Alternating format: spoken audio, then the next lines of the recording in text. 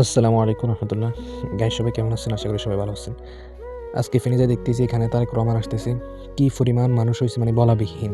কিছু আসছে সোনাগাজী থেকে, কেউ লক্ষ্মীপুর থেকে, কেউ নোয়াখালী থেকে। অনেকজন অনেক দূর দূরান্ত থেকে আসছে আমাদের ফেনীতে। সবকিছু ভালো লাগলেও একটা কিছু খারাপ লাগলো এইজন্য যে দেখেন আজকে যদি এখানে যদি কোনো ইসলামের কোনো প্রোগ্রাম হতো তাহলে এখানে মানুষ এরকম কোনো আসতো না। সমস্ত মানুষ তারেক জিয়া বলেন, যেই বলেন সমস্ত মানুষ দুনিয়ার পিছনে দৌড়তেছে। আজকে যদি এখানে কোনো ইসলামিক কোনো সম্মেলন হতো এত মানুষ আসতো না। এক জায়গায় দেখলাম একজন আলেম কত সুন্দর করে বয়ান করতেছে, মানুষ ২-৩ জন স্টেজের মধ্যে বসে আছে, আর কোনো মানুষ নেই। কত বড় প্যান্ডেল একদম ফাঁকা। এখানে কোনো প্যান্ডেল করা হয়েছে ঠিক আছে, অত বেশি করে বড় করে করা হয় নাই প্যান্ডেলটা। এখানে শুধু স্টেজে একটা করা হয়েছে তারেক জিয়া বসার জন্য।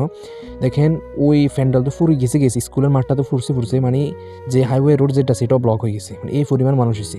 আজকে দেখেন দুনিয়ার জন্য মানুষের কি পরিমাণ উঠতেছে দৌড়তেছে। এখানে মাগরিবের নামাজ পড়ার আর এখানে মানুষের মানে ভিড় কি প্রচুর ভিড়, কি পরিমাণ ভিড়, আল্লাহু আকবার।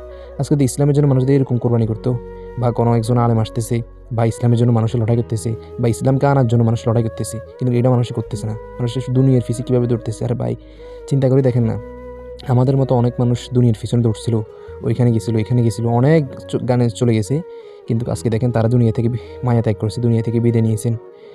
বিদায় নেওয়ার পরে কিছুই জানে, তার সাথে কোনো বন্ধুবান্ধব, কোনো দল বা কোনো দলের কর্মী এরকম কেউ জানে। দেখেন যদি ইসলামের জন্য যদি আমরা যদি কোরবানি করি, কিছু যাক বা না যাক, ইসলামের কারণে যদি কোনো উপকৃত হয়, কমাস কম আমাদের জন্য ধোয়াতেরটা তো যাবে। কবরের ভিতরে তো কেউ কিছু ফাটাতে পারবে না, কমাস কম ধোয়া তো যাবে।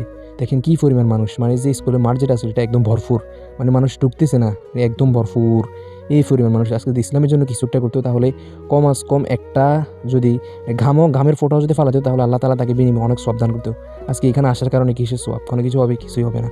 আল্লাহ তাআলা সবাইকে বুঝার মানার তৌফিক দান করুক। আমার কথাগুলো যেন সর্বপ্রথম আমাকে বুঝার তৌফিক দান করেন। আমিন।